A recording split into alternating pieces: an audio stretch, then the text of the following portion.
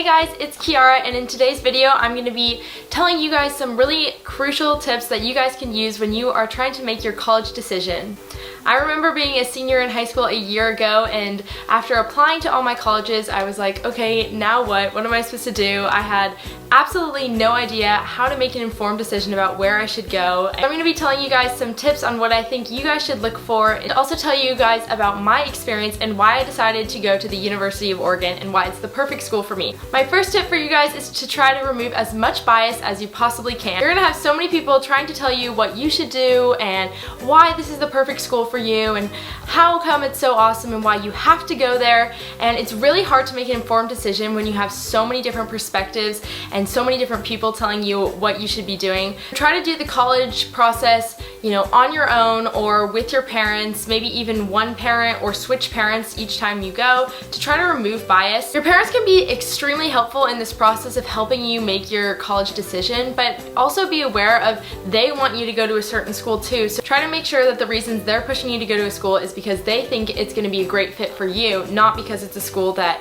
they really want to go to or they think is really cool. Tip number 2 I think is really important, and that is to visit schools multiple times. I know for me, I would go visit a school and I would either completely fall in love and say that's it, I'm going here, or I would completely hate it and I would just kind of cross it off or not have it on my radar at all. I know here in Oregon it can be super rainy, and the people who visit in the winter are probably not going to fall in love with the school as much as, say, if they visited in the fall and toured here when the leaves are changing and it's absolutely beautiful and like a crisp fall day. So make sure you're visiting schools multiple times. I know this can be kind of costly, but try to narrow your schools down to just your top 2 or 3 so you know you can focus your time and make sure that those schools are the perfect fit for you. Tip number 3 is something that I kept in mind a lot when I was making my college decision, and that is to try to avoid debt and be extremely realistic with the price of college. It's really unfortunate that college costs so much, and at least for me, I had saved no money before going to college, which was, you know, clearly really stressful once I got into that situation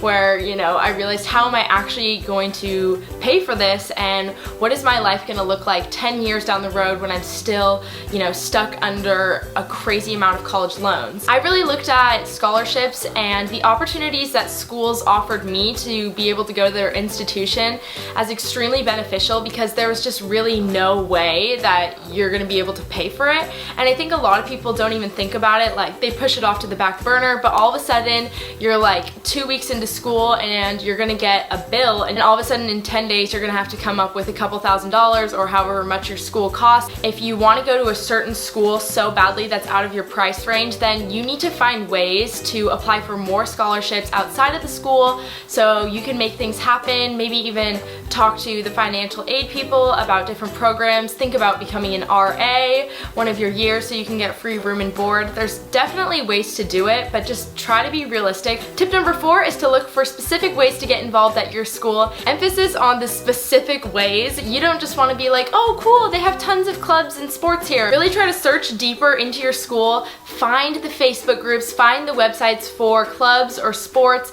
or whatever you enjoy doing, so you can find out more information about how they run, if it's going to be a realistic thing for you to join when you get into the school, because it's really important to have things you're going to get involved in. And just saying, you know, oh, maybe I'll play soccer or maybe I'll play tennis isn't as realistic as doing your research and finding out how many times a week they practice, if it's going to fit into your schedule, and if the team is a good fit for you. Tip number 5 is to take into perspective how you're going to be feeling in this year. You seriously have to like think about your future self and picture you going through a crazy amount of change in a short period of time. Sometimes thinking realistically about how you actually are going to react in a certain situation versus thinking how you hope you're going to respond in a situation is extremely different. I know some people really struggle with being homesick during their first month of college, and sometimes that's due to the lack of thinking ahead and thinking, am I going to be able to deal with this crazy amount of change on top of like moving out of my house, not having home cooked meals, being away from your pets, your family, your friends, everything. There's a crazy amount of change that happens during the first few months of college, so it's really important to prepare yourself for that and maybe that means not moving all the way across the country away from your parents if you even have a little bit of doubt that you're not going to be able to handle it. Tip number 6 is kind of obvious, but it's to talk to a ton of people. Not just a small group of friends, but even people who you don't know or people who you respect about the school. The more you talk to people, the more you're going to learn about your school, the ins and outs, and things that they don't just advertise on the websites or the tours. It's really important to talk to people, and a lot of times you can contact your school and ask for context of actual students who are in the school who would be happy to tell you about why they chose to go there and why they think it's such an awesome school. Tip number 7 is to be patient. This was such a big tip for me, and I wish people told me because I was so stressed. I didn't make my college decision until about a month before the deadline, and everyone was pushing me to make this decision, and I was trying to wait for some like magical moment to hit me and be like, this is where I'm going, yay! But really that's not how it works. For some people it's their gut feeling and they know that's where they belong, but for other people you just have to end up making a decision. And so it's important to be patient, but also not be patient for too long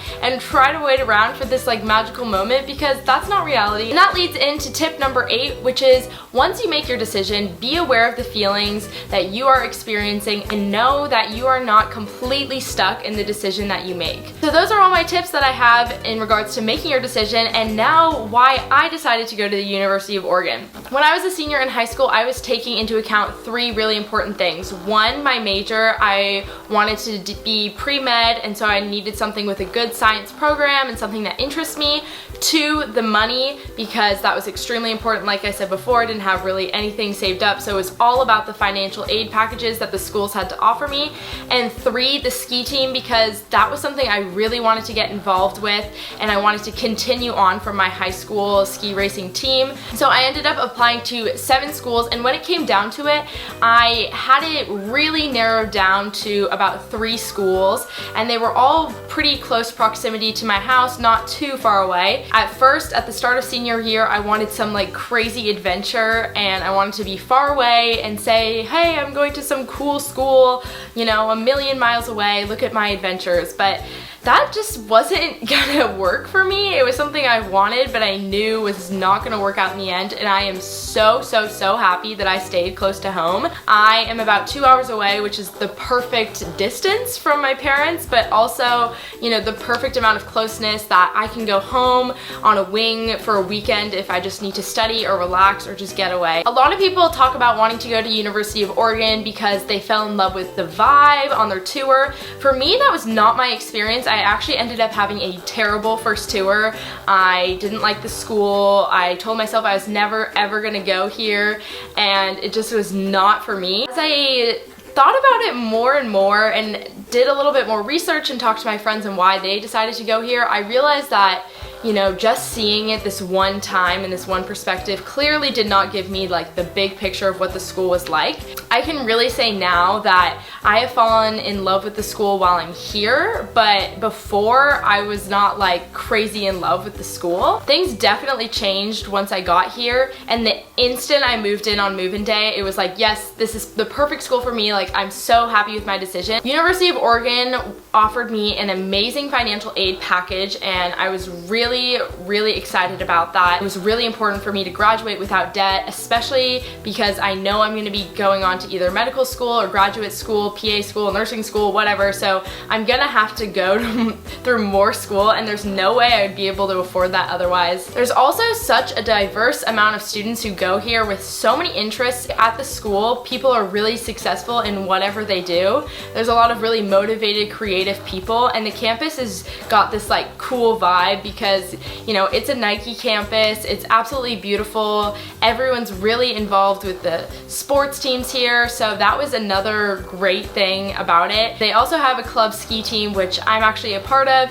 I was really excited that they had a team here that I could join. And probably the final thing that sealed the deal, honestly, was having some of my friends go here. Having people that I already knew from the start was just really great because I could have this support system no matter what I needed. I have these people that I've really know already and I already trust, so that was really important, and it's really provided me this great opportunity to meet the people that they're meeting. Oh, and the other thing that University of Oregon has that really was special was the human physiology major, which was exactly what I wanted to do. I didn't really just want to major in biology or just chemistry and then be pre-med as well. I wanted something that was really specific to what I wanted to do later on and could really help me out. The study of the human body is like exactly my thing. I think it's so interesting. I'm stuck in chem right now, but I know in a couple years it's definitely going to pay off and I'm going to be able to be learning the things that truly interest me. I hope this video helped you guys out, and if you guys have any questions or are stuck between some colleges and you're trying to make an informed decision, or even just want to know more about the University of Oregon, what we have to offer here, I'd be happy to answer all of your questions in the comment section. I love replying to you guys. And if you want more videos like this, I can tell you more about exactly what schools I applied to, you know, how I studied for the ACT and SAT, things like that, then be sure to comment them down below and I'd be happy to add them into some sort of like college series if you guys want to see that. Thank you guys so much for watching. I wish you a happy Monday and I'll see you guys later. Bye. There's a place I have found in the shade on the ground.